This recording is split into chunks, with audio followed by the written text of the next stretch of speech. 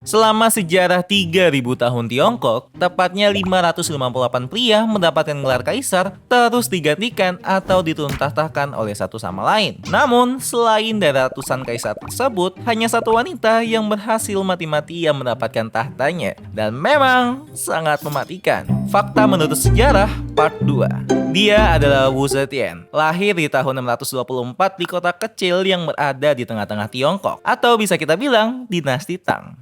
Gini, berlawanan dengan sejarah Amerika yang awalnya dimulai dari pesisir timur dan perlahan menyebar ke barat, yang sempat pecah belah juga di pertengahan lalu bersatu kembali, sejarah Tiongkok dan perbatasannya itu kayak benang kusut gitu deh. Tapi yang perlu lo tahu untuk video ini adalah Tiongkok sedang berpisah seperti ini, dan karakter utama kita yang seksi hidup di dinasti Tang.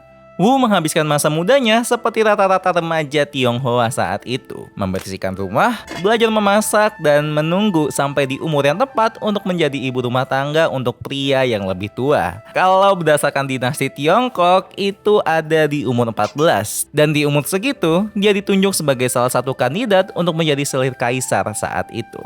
Dia bersama beberapa orang lainnya dipilih oleh kaisar itu sendiri. Oke, biar kita punya pemahaman yang sama, jari selir itu pada dasarnya menjadi tempat wik-wik oleh kaisar. Dan biasanya itulah pencapaian mereka semasa mereka hidup. Tapi main karakter kita berbeda, dan dia mempunyai rencana yang lebih dari itu. Rencananya dimulai pada kaisar saat itu. Kaisar Taizong meninggal dunia dikarenakan penyakit yang buruk, yang kalau sesuai slang dinasti Tiongkok saat itu, dia diracuni oleh Buddhis.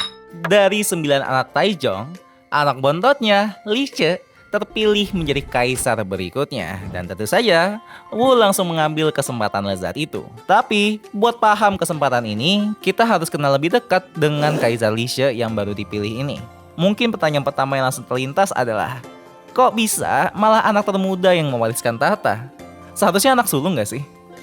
Ya, memang begitu seharusnya. Tapi kasus Li She ini termasuk spesial dan bahkan bisa kita bilang perjalanannya tuh sangat beruntung. Bokapnya, Kaisar Taizong, punya beberapa istri. Dan karena orang Tionghoa suka bikin hal mudah jadi ribet, jadinya tuh ada semacam hierarki lah di antara para istri. Istri terfavorit dan ranking tertinggi Kaisar Taizong dulunya adalah Zhang Sun. Dan dia melahirkan 3 dari 9 anak laki-laki Taizong. Kalau gini, sesuai peraturan dinasti Tang, kita bisa menyingkirkan 6 dari 9 anak dari potensi pewaris tahta. Jadi sekarang tinggal Li Shengqian, Li Tai, dan Li She. Jika mereka bertiga berperilaku baik dan loyal, Shengqian lah sebagai anak tertua yang akan menjadi pewaris tahta. Tapi sayangnya, Li Tai yang sadar bahwa menjadi anak kedua tuh mempunyai kemungkinan kecil untuk menjadi pewaris tahta, berusaha yang terbaik untuk memenangkan hati bapaknya untuk memberikan tahta ya ke dia aja lah. Shengqian yang mendengar bahwa Tai perlahan menjadi favorit bokapnya, mulai khawatir nih dengan kepastian warisannya. Dan dalam rasa ketakutan kehilangan tahta, dia merancang konspirasi yang besar dan detail bersama anggota keluarga yang sangat kuat dan pemimpin militer untuk memaksulkan bapaknya sendiri. Tapi sayangnya, rencana dia tidak pernah terlaksana karena sang kaisar telah mendengar rencananya duluan. Jadi artinya, Taizong dipaksa untuk menelantarkan anak sulungnya ke negara lain, di mana dia meninggal 26 tahun setelahnya. Sekarang tinggal Li Tai dan Li She. Li Tai sebagai anak tertua sekarang, berarti dia mewariskan tahta. Sekarang percaya atau enggak, Li She tuh enggak secara aktif mencoba mengalahkan kakaknya untuk menjadi kaisar selanjutnya. Bahkan terlihat bahwa dia oke-oke baik dengan fakta tersebut. Begitu pula juga dengan bapaknya. Namun setelah beberapa saat, Kaisar Taizong tuh mulai ragu dengan ketulusan dari hati Li Tai. Dia bertanya-tanya, jika Tai nggak mulai berantem sama Shengqian kakaknya, apakah kakaknya akan merasa perlu untuk berkonspirasi terhadap dia? Selain dari keraguannya, kakak tiri dari Kaisar Taizong mulai menyarankan bahwa Li She lebih pantas untuk menjadi kaisar dibandingkan Li Tai. Hal ini membuat Li Tai itu mulai khawatir dengan warisannya. Dan cara dia mengobati kekhawatirannya adalah dengan secara aktif mengintimidasi adik kecilnya dan mengancam bahwa dia akan berbohong ke Kaisar Taizong bahwa Li She juga ikut andil dalam konspirasi Shengqian. Saat Kaisar Taizong sadar bahwa Li She diganggu oleh kakaknya dan diadu oleh Li She sendiri terkait intimidasi dari Li Tai, pemikiran Kaisar Taizong tuh langsung fix. Dia langsung mengasingkan Li Tai dan begitulah Li She menjadi putra mahkota tahta. Li She menjadi pewaris tahta hanya dengan menjadi anak ayah yang baik. Dan dia memang anak yang baik sih, karena dia menyayangi ayahnya dan menghabiskan banyak waktu bersama ayahnya. Dan ini sangat menyentuh hati Kaisar Taizong. Setelah Kaisar Taizong terkulai lemas di kasurnya, putra mahkota menghabiskan banyak hari setelahnya di samping ranjangnya. Gak makan berhari-hari dan terus-terusan nangis soal takdir bokapnya yang gak bisa dihindarin. Beberapa hari kemudian, Kaisar Taizong meninggal dan Li She naik tahta dan menjadi Kaisar Gaozong. Nah, setelah dengar semua ini, lo bakal deskripsiin Kaisar baru ini gimana? Lo bakal nyebut dia pemimpin yang berani, heroik dan karismatik, atau lebih kayak mamis boy yang salah belok di IKEA? Nah, ini dia golden opportunity yang Wu Zetian cari. Seseorang yang naik ke puncak tapi gampang banget buat dipengaruhi, ya katakanlah oleh salah satu istrinya. Dan gitulah Wu Zetian mulai ngobrol PDKT sampai akhirnya berhasil nikah sama kaisar baru itu. Sayangnya buat Wu Zetian, kita masih ngomongin Tiongkok, dimana punya banyak istri itu adalah hal biasa. Dan orang terus-terusan nyoba bikin hidup orang lain sengsara demi naik kekuasaannya. Wu Zetian ada di posisi yang mirip kayak Kaisar Gaozong waktu dia masih muda, yaitu di antara dua rival. Yang pertama itu adalah istri pertama Gaozong, Permaisuri Wang.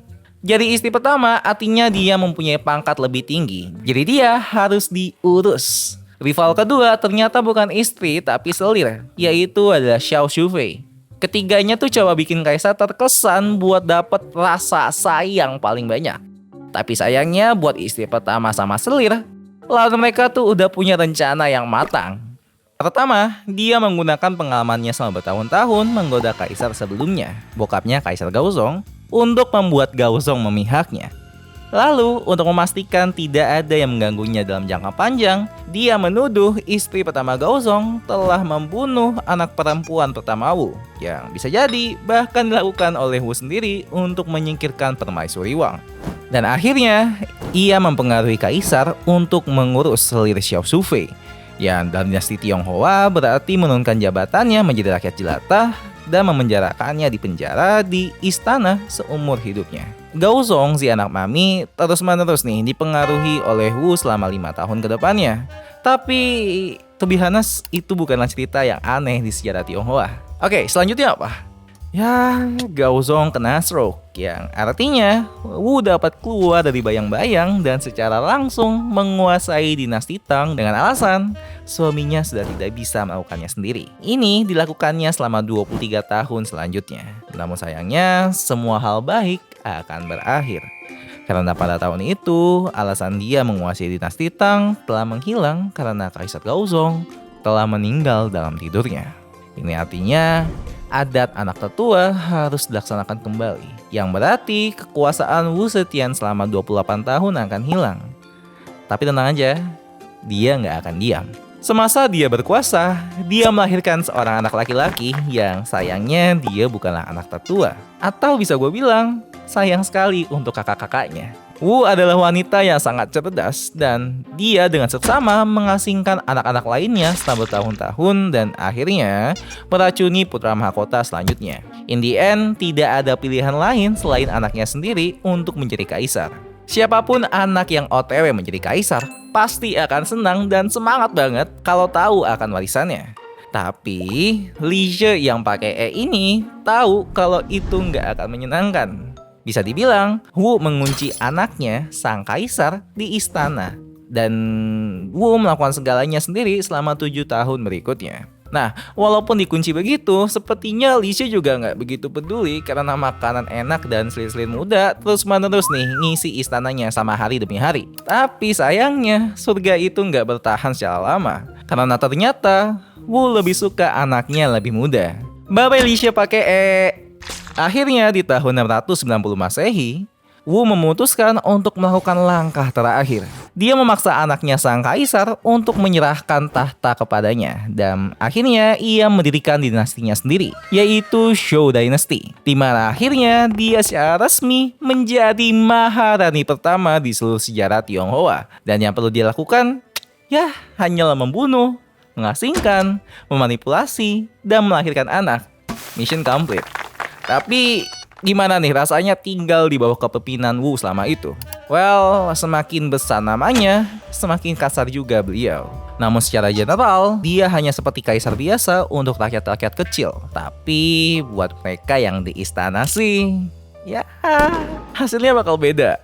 Oke, video ini sudah menceritakan bangkitnya seorang Maharani satu-satunya di Tiongkok. Tapi gimana nih keruntuhannya? Well, semakin berjalannya waktu, Wu mulai sering menderita penyakit serius untuk jangka waktu yang lama. Hal ini membuat orang-orang penting dan jenderal militer melihat suatu kesempatan yang dalam kamus dinasti Tiongkok artinya menyingkirkan dia dan membiarkan orang lain menikmati kemewahan seorang kaisar. In the end, dia meninggal dengan damai, bukan di tangan jenderal yang ambisius atau diracuni oleh orang terdekat, melainkan meninggal karena penyakitnya. Inilah kisah aneh dari selir yang menjadi Maharani, Wu Zetian.